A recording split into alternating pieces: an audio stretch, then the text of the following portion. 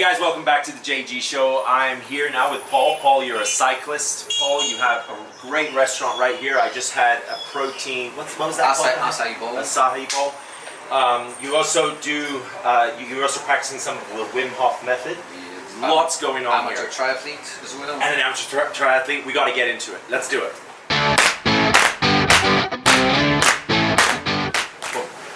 But okay, so Paul, let's start at the beginning. So how'd you get to China? China. So I'm Polish, by the way, and in 2014 I was offered a job in Hong Kong by a Polish-German company. They were looking to find more suppliers in China, and Hong Kong was like a much easier place to live than moving directly here. 2006, 2014, did I say? No, 2006, 14 years ago. Okay. Yeah, so then I moved to Hong Kong, but after a year there was a fight between the Polish and German colonists of the company, and I was fired pretty much. And then me and my wife, we started a company. So we started a trading company. Slowly. Kama was like a Polish teacher. She was working in an Indian restaurant for some time. I was looking for first customers online, and this is, we're still doing this. So this is still our main thing. But that was in Hong Kong, and then you came to So 2010 we moved to Shenzhen. Oh, okay. Yeah. What was Shenzhen like back then? I mean, I remember Shenzhen back then. There's not much going on, right? Yeah, and I don't want to offend anyone, but it's like I felt like I need a shower after a while. I spent a day in Dongguan. You were doing Dongguan back then, yes. Yeah. And factories. So our main supplier was like a Hong Kong Chinese people that had a factory here. When I told them I'm taking a trip to business and factories, they were like no, without a private car, you're just gonna cross the border by yourself. They were like, that's many still are. It's like they will kidnap you, steal your, take your organs and stuff. It's insane. And then I was just a bit like, it's like we came here, and it's like, it's always been safe. Yeah, it's always been safe, but just not. Sometimes it's just, you just don't know what's going on, right? It's a lot of back then. I remember things would always be changing. There was no like set rule. It was very, it was very Wild West, especially Dongguan. Wow. So that was, now we're at 2021. So this is almost 15 years ago. 15 years. Wow. And what I just was talking to a friend a couple of days ago. It's like, so I loved the Hong Kong Toyota taxis. Back then, they had dodgy Volkswagen cars with all the section between the driver and you. Yeah. And now, Hong Kong still has this lovely Toyota taxis, and here, like the world here has changed like crazy, and Hong Kong taxis are still the same after 15 years. Yeah. The taxis over there, they have the guys have multiple phones. And they're like trading stocks. Especially the ones that you booked through other companies. Yeah. Crazy, right? Yeah. Those are, so Hong Kong really hasn't developed much, right? And Shenzhen has gone through the roof. We're now in Shirko SeaWorld, like we're not far from SeaWorld, but this area is sort of an expat community, right? Pretty much. And this is where you've chosen to open up this restaurant. So tell us about this restaurant where I had this amazing acai bowl. The coffee is incredible, by the way. But this is something special. I wish I had known about this before. I'm about 50 minutes away, and this is all pretty much health food, right? It's all healthy. We have bacon avocado panini, for example, with cheddar cheese and stuff. So I wouldn't call this healthy food, but it's like we buy good quality ingredients. We take care of what we're doing. So. Delivery. Yes. So it's got Body Chefs. Where'd you go with the name? How did this all start then? So I signed up with a 45. Okay. And then I started going there very often, and the meal plan recipes that we do, they come from F45 originally. Nice. And also F45 is an big Aussie brand franchise, It's exploding here in Shenzhen. So I started going there, and then I was just like so happy and excited. And I was just like, I want to do more, I want to be like more involved. So like 2 months before, I never planned opening a restaurant. It's not like, it wasn't really money-oriented business decision. It was just like, I was super excited of what's happening with me, how great I'm feeling. Then I said, okay, maybe we can start this. I see. Yeah. So initially for first months we were only doing meal plan, we didn't have this place, and so after we found this place, so there used to be a restaurant called Cafe Kitchen here In this location. So they were actually, and it was just pure coincidence, they were the first meal plan supplier for F45. Because F45 started maybe 6 months before I joined it. So they were the first meal plan supplier. It didn't go very well, whatever, doesn't matter. So, but they went down, and we found out through people that it's available, so we just took this place. Because we really quickly wanted to find something, because the first weeks we were cooking from home. Then you want to have a proper license, and this and that and stuff. So, so this is, so we came here, renovated it for a month or so, and then Body chefs, that's your idea, yeah? So, no, so there's body chef company, there's body chiefs. There are different versions of this globally.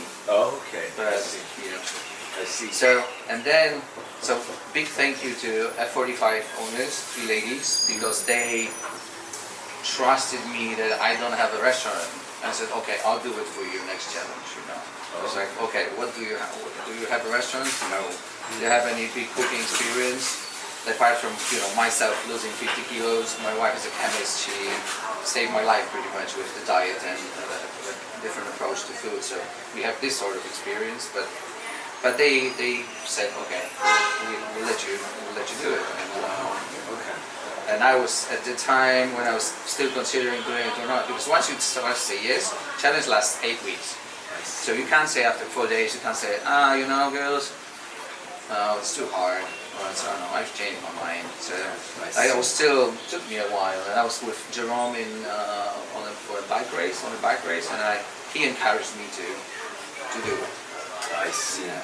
So you have to follow their meal plan to the T for 8 weeks straight. Yes. Okay. So it's 5 meals per day, delivered in the evening, but then you have like vegetarian people, vegan people, allergies and stuff, so you need to manage everything. And so when we started, it was me, my wife, and our partner Margot, and Lisa, one lady. So we're cooking. I have a big kitchen in my house, so luckily we can start like living room size. I see. But so I was responsible for purchasing, and initially we were just buying everything at like a supermarket. So then we got signed, 25 people, for example, and then you put it in so dish, ingredients, multiple by female size is this, male size is this, and then day one, like 17, position, item number 1, cauliflower 17 kilos. Wow. Okay. Carrots 12 kilos. And I was like, oh no. And it's just go to a supermarket when they have a tiny scale like this. Putting 2 cauliflowers is already a challenge because of its shape. Yeah. Then you have, and it's always busy in the mornings. Many people, everyone is putting their share on the scale, and I have like 100 kilos of vegetables to choose, and you don't know how many pieces of cauliflower is 17 kilos. You have like no idea whatsoever. I see it. Wow, that was a big hurdle to overcome then. Just the purchasing side, getting every, and it's all going. It was at your house, right? It was all first at your house before you had this place. Yeah, for first weeks. Yeah. I see. And I was like, because trading business, like international trading business, and especially I've been doing it for so long. I have a number of same customers. I don't take new customers anymore. So it's like I could go to Thailand for a month before we had kids, or even that they have like a long break. And just sit with the computer, do 15 minutes work. There's some problems, of course, distractions, but you're a free person. And then with this, there's like, oh man, back at work again. That's hard. Yeah. And really, and like first days, I was really like this in the evening when there's like I realized how important. Like if you sell someone a USB cable, it's a bit different than you sell something that people put in their mouth. It's like this is their food. Yeah. They take it seriously. So it took me. It turned out it was a massive stress first weeks for me to have such a big responsibility for because people are it's so true, people are eating it, but also they're eating it to lose weight, right? Yeah. So they're like this has to work, right? So it's a challenging thing to make something to make food that's gonna make you lose weight. And it's going to be tasty. And taste because good. It's just usually it's on the 2 opposite sides. Yeah. That's right. For many people. And people are buying this meal plan for convenience, right? Yeah, yeah. Just so it shows up that I don't have to cook, I don't think about it, you do it for me, that's what they're paying for. Yeah. I see, right. Yeah, because very often, especially if you're a single person, for example, very often you're like, oh, okay, fine, I'm gonna have pizza tonight, you know? And this one, yeah. if you have food in the fridge that you already paid for, and it's like veggies, piece of salmon or some meat, whatever, you won't go and buy a burger and chuck it in the bin, you know? Because it's just, so I think it helps. It helps a lot. And, does help. And if you're busy, you know, take it back, go to work, and it's like, you know, it's very comfortable. Yeah, it's convenience. That's a big thing nowadays when it comes to fitness, is selling convenience. Yeah. Right. So body chefs. So F45 in all of the locations, all over the world, do they also have this meal component, or is it just Shenzhen? They do, and even in the States, and because this is like, I had a deal with owners of Sheko Studio. Yeah. Now it's 5 in Shenzhen. 3 Yeah. are owned by the same ladies, and 2 are owned by other people, but they still cooperate with each other. There's one in Futian, Sheko, High-Tech Park. Then there's the Windows of the World. Window of the World. Yeah. Maybe it's 4. I don't know. Yeah. So all of the members at those locations all have access to. They all know about this place here, and they can get their meal plans here. Yeah. The only issue with other locations is that the delivery is very high, because like with Sheko, for example, we offer like a discount for all the 45 members, and we offer free delivery to Sheko Studio. But it's like delivery to Futian Studio is like 50 RMB, and if we just sell it to one customer, then we can't do it. So we would need to have like at least 3 or 4 orders. A bundle, right? To offer this free delivery, and I get inquiries from Bahan all the time from different places. Sometimes we offer to cover part of the delivery fee if it's still like if it makes sense. But if I think like, just don't do it, because I don't want you in 5 days to be like, yeah, that's too much. Because if you pay 60 for delivery plus 200 for the food, I know after 5 days you'll be like, no, it's too expensive, and you might be thinking Body Chefs is too expensive, but it's actually the extra fee that makes it. So I tell people, please don't do it. You know, even if you think today it's good, but I really suggest go long term, right? Yeah. So you got to build a habit. That's true. And interesting what you were saying before. Then you said you dropped a bunch of weight yourself. Yeah, 50. How did this story? Tell us about this story. So as a kid, I was a bit chubby as a little one. Then I grew fast, so I was super skinny in high school, playing sports and stuff. And then I went to the university, and slowly, like many people, I guess, because you stop moving, you're not forced to move anymore, or you're busy with work and this and that. And so I was like probably 100 kilos or something. Like, 100 is still okay-ish, little chubby. But then we moved to Hong Kong, and all these issues with my bosses, starting the company, it was very, very stressful. So I was just started drinking a lot, eating a lot, just stress eating. I probably gained like 15 kilos in a year. 15, but then I lost. So 35 I already brought to Hong Kong. Oh wow. So 50 plus 15 and then minus 50. This is me now. Okay. So I was like close to 140 kilos. Okay. So there was a time when you were like, enough's enough. It's time to lose. What happened there? I had a massive panic attack. Oh, okay. Physically, you got it physically. Yeah. Oh, okay. So wow. I went with Kama to a Thai restaurant, and like we ordered food, and I suddenly felt something I never felt in my life, and it was probably 10 kilometers away from home. And I said, come on, I need to go. And I couldn't even get in a taxi. I just walked home.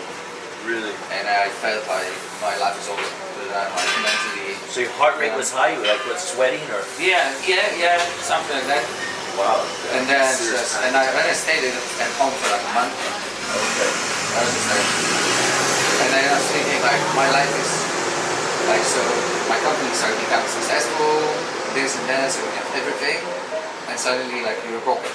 So I was thinking, like, it's never. This is it, you know. Like, I'll be like this forever. Oh wow, that's tough, right? How'd you get out of this? So, our theory Kama is a chemist, and her father he's been into healthy food for many years, like reading everything, you know.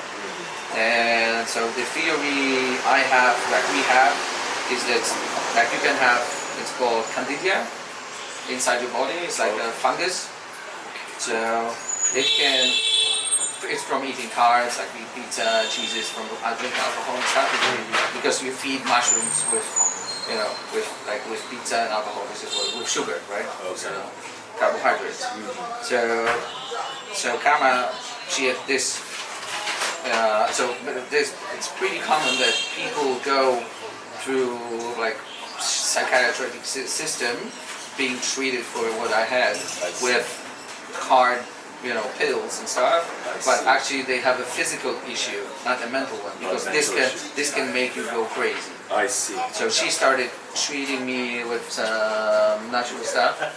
Yeah, like for me, even like sometimes when I think about, I can feel the feeling that I had, and it makes me really scared. Okay. Yeah.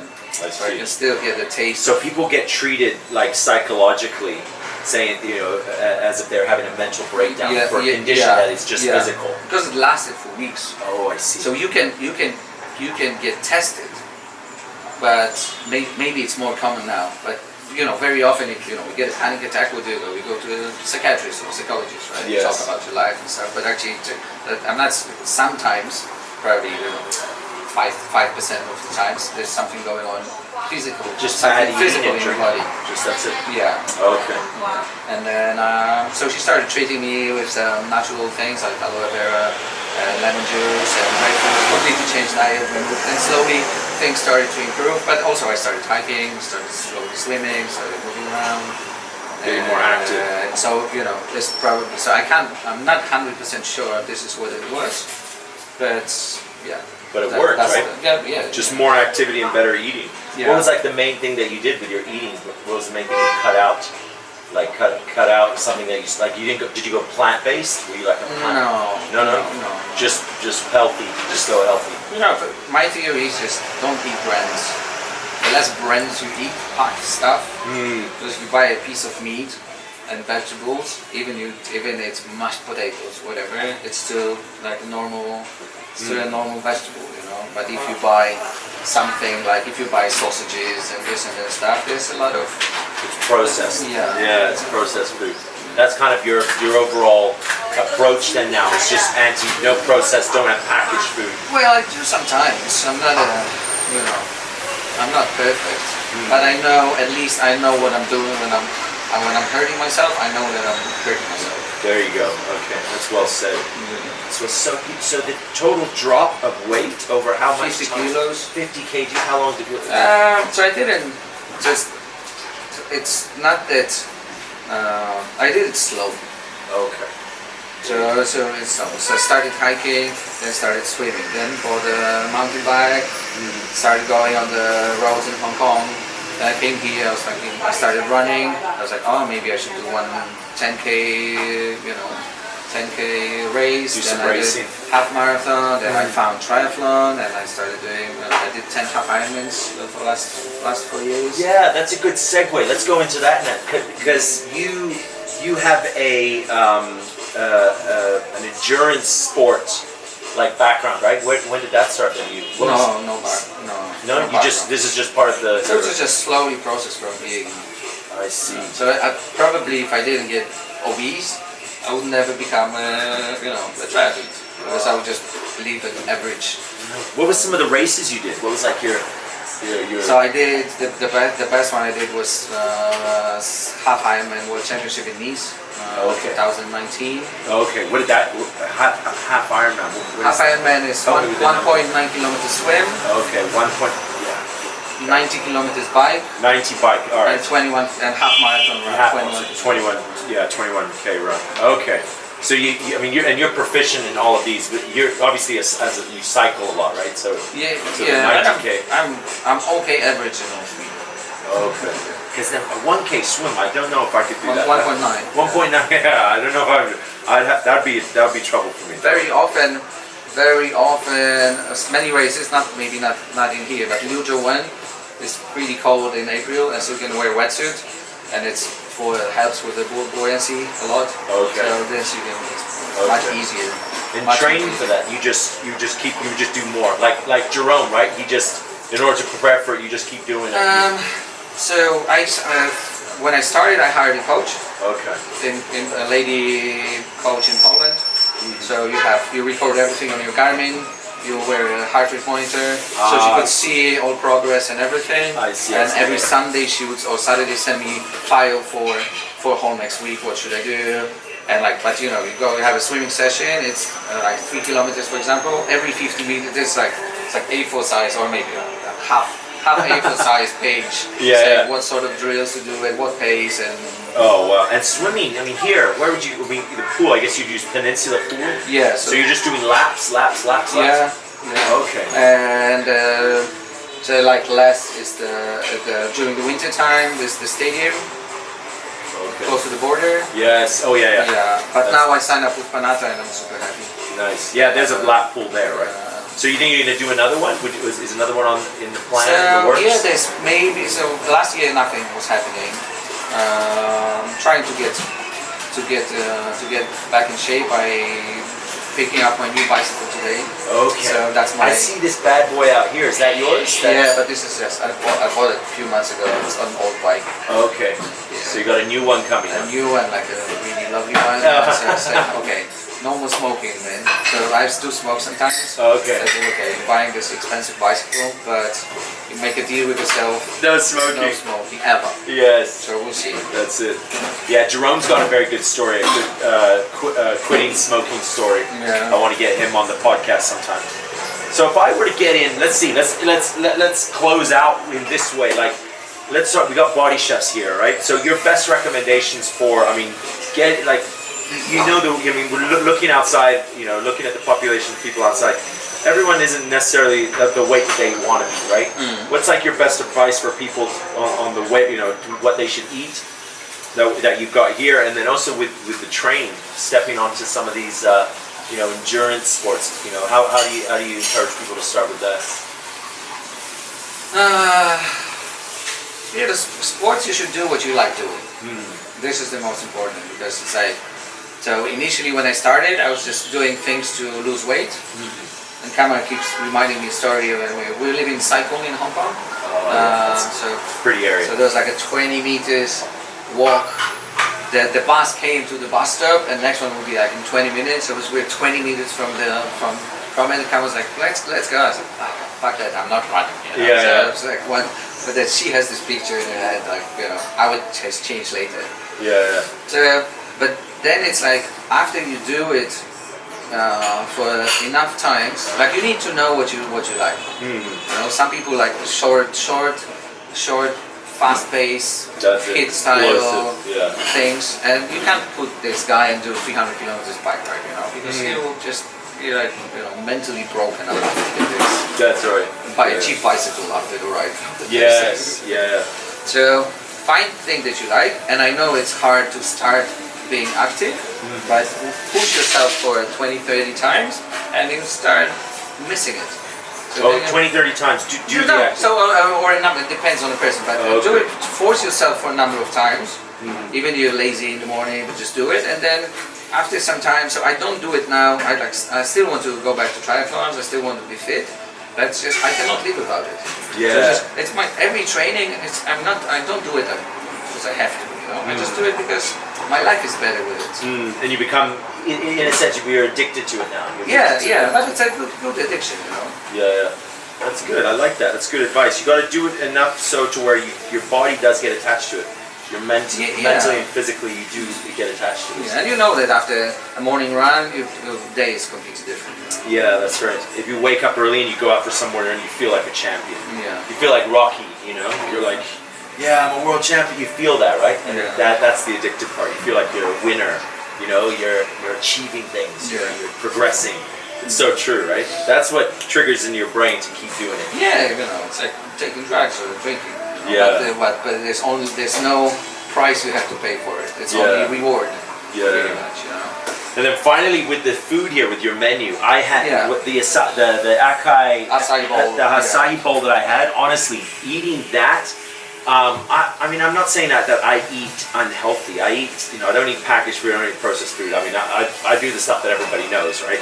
But I don't know, I haven't had something so, that makes me feel good, right? But so this is like a morning Yeah, sort of breakfast, right? That's like a perfect breakfast. What's your day? What's your day intake? You mean food wise? Food wise, so yeah. I'm back because we restarted meal plan again from this week, from Monday, because we do it for like 7-8 weeks. Then we stop for 2 weeks. And then you go again. Then we do again. Okay, so yeah, tell us the day. So, What's the day? What does the day look like for you eating? Yeah, how does it look? Give everybody an idea of a day of healthy eating. So today is Friday. So that's week 1. So let's see. So next week, for example, because I don't want to be looking for it. So next week Friday will be feta cheese and mushroom scrambled eggs for breakfast. No bread. Like, good fats, very healthy fats. Yeah. Good protein, no bread. Then it's chopped mint protein balls. You can help yourself to try what's the stuff. Okay. So we make these by Oh, ourselves. it's a different flavor protein bowl, like a power bowl. Okay. Then it's Thai green chicken curry with veggies and like a little bit of brown rice for lunch. Carrot sticks with cashew butter for a mid-afternoon snack. Sounds fantastic. And no bun chicken burger for dinner, like with lettuce and veggies. And that's your Friday. That's the whole day. It's 1900 calories for men, 1300 calories for a female size. Wow. That actually does sound very good. Doesn't sound like you're eating a lot. That's enough there. Yeah, but so if I do 2 workouts a day, I still need to eat some more. But one most important thing for me that I stop craving food after a few days. Yes. Because if you you're always hungry. You have a pizza, you have this, then you think about cheese, then you think about this. What should I have for dinner? And here's just like it's a tasty fuel. But after a few days, just the whole tension sometimes. Oh, ice cream, I want. So when you're like craving stuff, so the cravings goes away. Drop away. And then just like you enjoy a meal like like a civilized human being. I like that. Yeah, that's awesome. That's good. Well, there it is. That should be your eating for Friday. And we are going to be coming back with Paul. You're going to be telling us about next episode. Let's talk about Wim Hof. Because you do these ice baths, right? And you do this breathing meditation, and I'm very interested in this because I'm a big fan of Wim Hof, and I'm not able to meditate because I'm very hyperactive, and I think we're similar that way. And you found out a way that you can sort of meditate in the way that in his method. Yeah.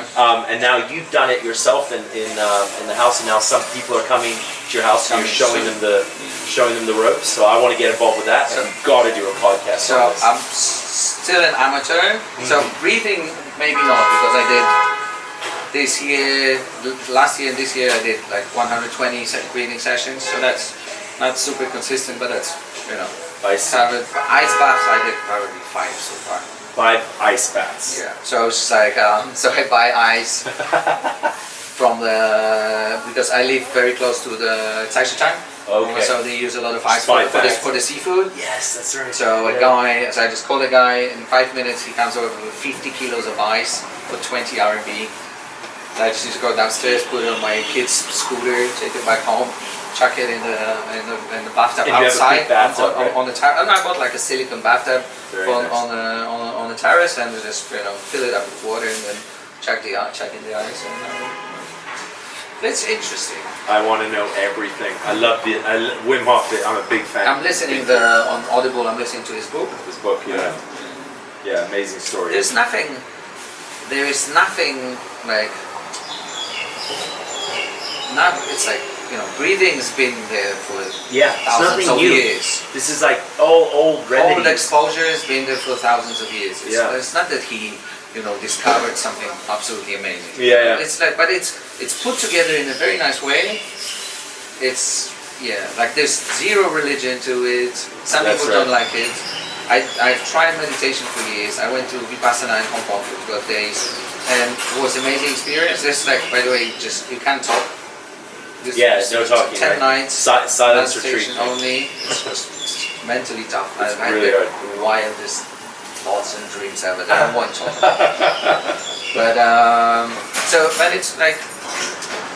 But with this one, I don't know, because you have a breathing, because you have the app, maybe I'm just a 21st century boy.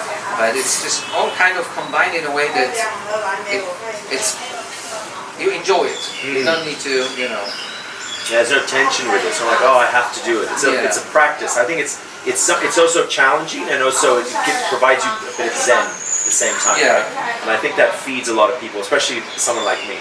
And I think we're very similar in that sense. Meditation, it seems like I don't know. It feels like it's a task. It seems like a trial. I'm like, oh, I have to do it, but I don't want to, right? But I found recently. Recently, I've been talking to 2-3 of my friends, and they said they got bored very quickly, and I'm trying to find out why. So one thing is like, if you're very, very, very, very stable mentally, and I'm not, maybe it's not gonna. You'll be like, I don't care. Like, so if you're not looking for, like, you look for meditation because you want to, help yourself and stuff. So, but if someone is just treating it like a physical exercise, sit down, breathe, and then breathe out and hold, and then so do it 10 times. So you need to find there's something on a mental level that's doing something good to you. I got properly relax, and that makes sense. All right, we better close it out. We've reached our time. Thanks everybody for listening. Thanks so much, Paul. This was really good. That was fun. All right, we'll talk soon, and we're going to be having equally awesome people just like Paul on the podcast, so stay tuned.